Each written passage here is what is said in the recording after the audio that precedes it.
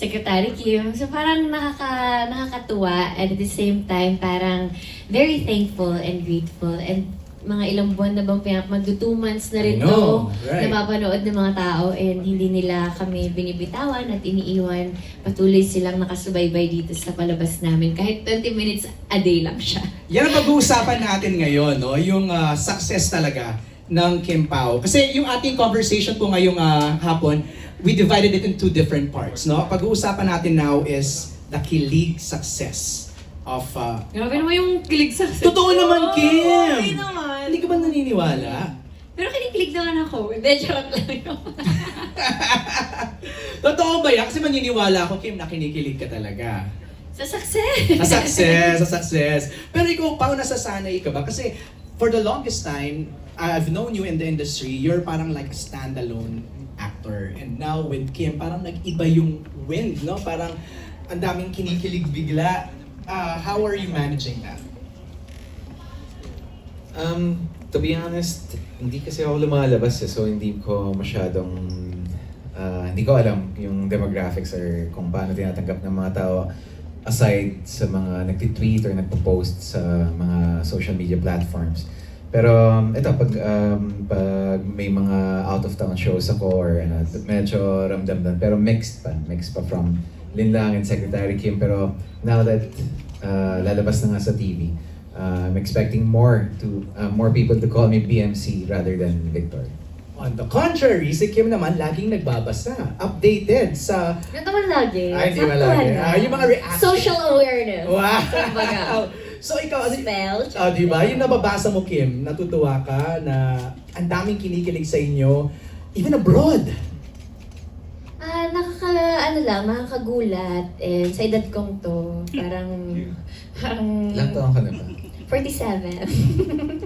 Ikaw ba? 48. Yeah! Ano?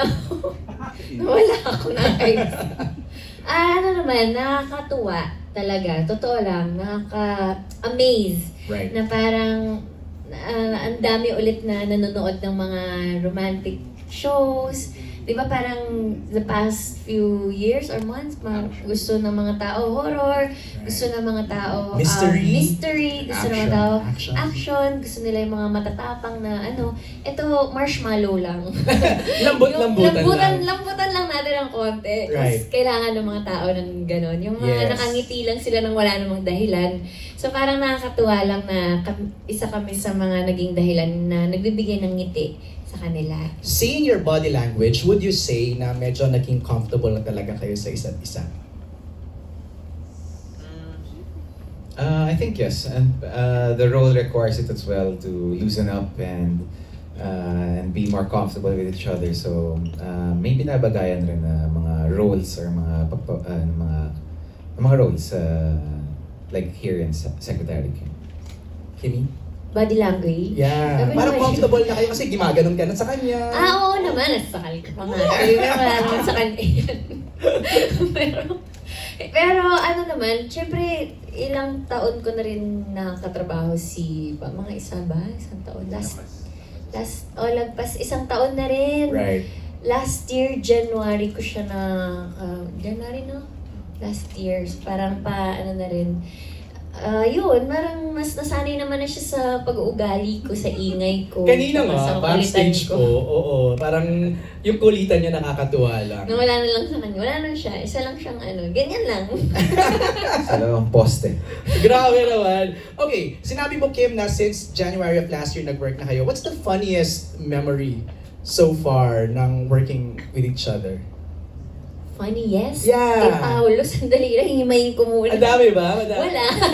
Kaya pala himayin. Funniest, nagjo-joke siya. Totoo.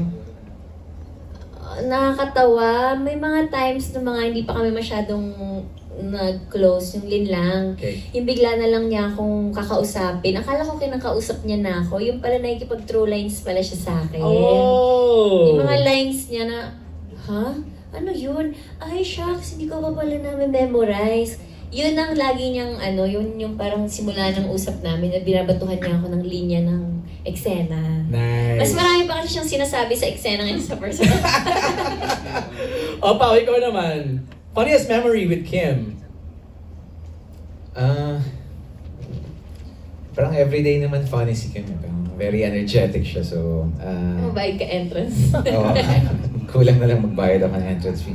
Buti na lang show yung nagbabayad sa'yo. Pero siguro, ang hirap kasi everyday talaga, Kim's always full of energy everyday and parang everyday is a different, parang it's a different experience with her when sa set. Parang kailan ba kayo nag-last taping day? Tapos April pa. April pa. Did you miss each other after that long stretch of tapings? Oo naman, nakakamiss naman yung marang nag-joke ka lang tapos wala masyadong reaction. Yun talaga ang ano niya, no? Oo, parang pag napatawa mo siya, parang ay, yes. Success. Oo, Oo. sometimes lang siya mag-react. Ikaw, Pao. Namiss mo ba yung ball of energy? Yun ang description mo kay Kim eh. Na-miss ko naman, na-miss. Siyempre na-miss. Pero may mga work kasi kami in between na nagkikita rin kami. So, like yung pag nagpo-promo and some parts. So, nakikita ko naman, parang in a week, parang once or twice tayo nakikita because of work.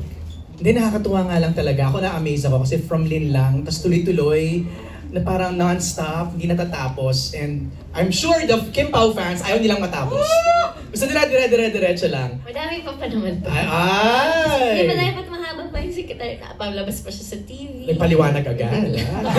Defensive agad si Kim. Okay, before we move on, we'd just like to acknowledge the presence of the head of Dreamscape Entertainment, Miss Kylie Manala Balagtas.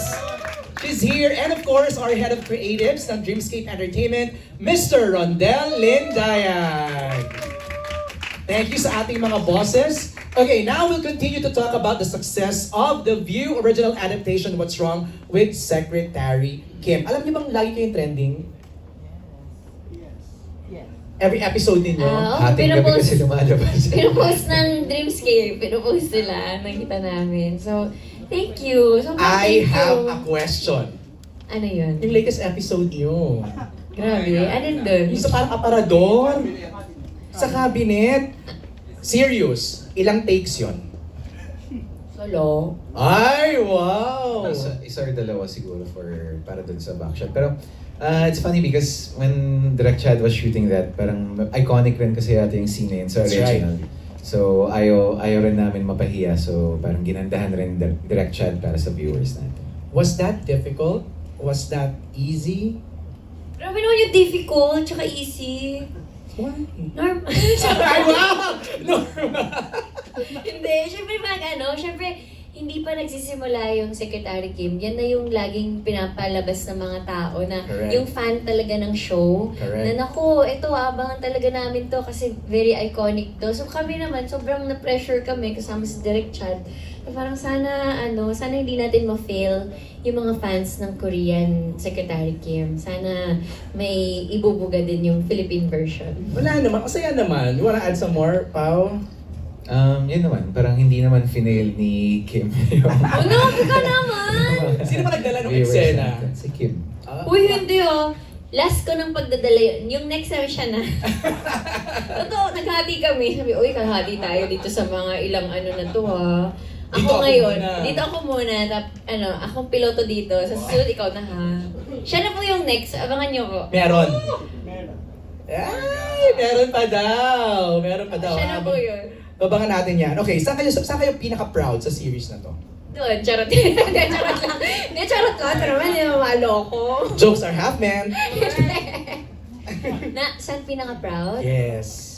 Sa lahat, sa buong palabas namin, kahit kami mga staff, kaming actors, sila direct, everyone na involved dito sa show na to, parang nakaka-proud, parang mahal na mahal ba natin yung show natin? At tayo mismo nagsabi, ang galing, ang ganda, thank you direct. Thank you namin yung isa't isa kasi team effort talaga siya eh.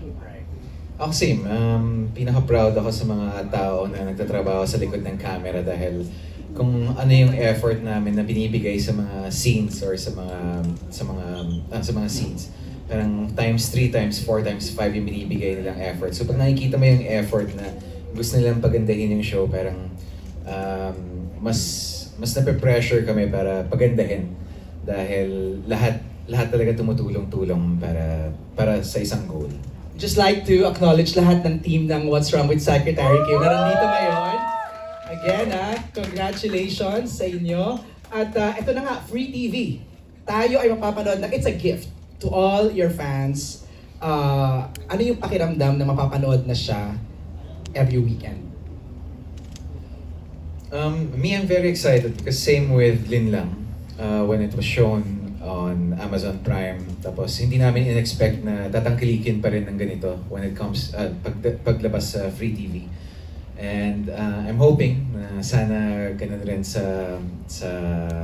paglabas ng What's Wrong with Secretary Kim sa Free TV. Na ganun pa rin yung pagtangkilik ng mga tao para sa show na to. Kim, you're everyday. Pwede naman. Lunch hanggang dinner, tapos hanggang weekend. Ako ay isang solid kapamilya. Masarap na ng feeling, Kim, no? Very, of course, very thankful, of course, to my mother network dahil yun nga, yung tiwala na binibigay nila. And sana, hindi maumay yung mga fans sa amin Mondays to Sundays kami. Hindi yan. Konting atsara lang para tanggal umay, pero very thankful kami. And then we're hoping and praying na sana mas marami pang makapanood nito ngayon na nasa Free TV na siya mapapanood sa Kapamilya Channel, A to Z, TV5. So, yun, every weekend. Right. Kumbaga may gigil sa weekdays, may kilig sa weekend. Yes. Yun. And then nagpapasalamat din kami syempre sa pagsuporta nila sa Lin Lang. Kasi kahit napanood din nila sa Prime, hanggang ngayon parang nagigigil pa rin sila talaga. So very, very thankful. Maraming salamat talaga. Can I officially say this? I don't know how you would react to this, no? Pero ako ang feeling ko lang from someone outside looking in, parang kayo yung breakthrough love team ng 2024. Ano ba yung love team? I know you're kind of allergic to that word or phrase, pero yung pairing nyo, unprecedented na halos lahat Kim Pao ang sinisigaw. Thankful kami sa Dreamscape, of course. Sir Deo, of course, in honor of Sir Deo. So, papasalamat din kami sa mga material na binibigay sa amin. And directors, writers, hindi naman to magiging ganito kaganda hindi dahil sa kanila. Wow. Maybe same lang sinabi ni Kim. We're very grateful, of course. Dreamscape gave us 2 different shows that are so different from each other and the roles are so different. So, kahit gabi-gabi niyo po kami napapanood, I'm sure na yung weekdays niyo po ay maiiba sa napapanood niyo sa weekends dahil like sabi ni Kim kanina, from Inis, yung weekends naman are kilig naman. Would you be open to doing a movie? Just in the future, maybe? Are you open to that? Kasi ang daming fans na nagre-request aside from napapanood na kayo sa Free TV and then sa View, parang posible kaya? May gagawin ka, di ba? Pinost ni Boss Chris Casman na may gagawin. Wirma lang? Bakit gusto mo ba ako makasama? Tinanong on the spot, jackpot. Ayun na, jackpot round! Pinost ng Star Cinema. Ibang press con yun. Ayun. Pero at least, both of you are Oo open. naman. Ay, hindi ka pa sumagot. I'm open. Like I said, as long as it's different from what we've done before. Right. Kumbaga, parang bagong timpla naman, nakakasawa kung paulit-ulit rin na sobrang kilig or same character or very similar characters. Correct. Parang maganda naman yung na-offer namin sa mga viewers yung ibang side na kaya namin gawin. Naalala ko nga sabi ni Kim, basta maganda material at hindi minamadali. Di ba yun yung sinabi mo sa Yes, akin? madali. Para maganda. Oo. Para tayo, nakasync. Relax. Oo. Yeah, di ba? Okay, eto na yung surprise. Isa sa mga surprise natin. Na pinag-uusapan na natin ang What's Wrong with Secretary Kim TV premiere. Balita namin merong tayong i-reveal. Yes. Di ba? Meron tayong i-reveal sa kanila. Yes, kaya ayan. Ready ka na ba? Yes, basta kasama ka. Ay, ito naman! Lumit pa yung mata mo! At ito na nga, mga kapamilya at mga kapatid, sinamahan nyo kami last Sunday sa aming official announcement na mapapanood nyo po ang What's Wrong with Secretary Kim sa Free TV. Kaya naman ngayon, samahan nyo kami as we launch the official poster of What's Wrong with Secretary Kim TV premiere. Let's go! Let's do it! Eto na. In 5, 4, 3, 2, 1!